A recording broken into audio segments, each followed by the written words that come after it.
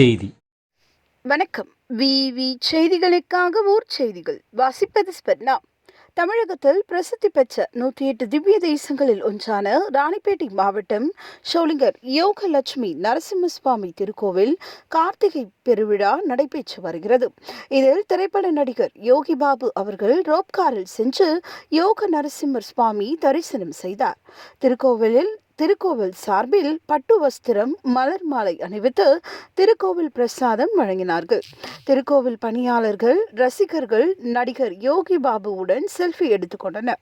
விவி செய்திகளுக்காக விஜய் மற்றும் பாஸ்கர்.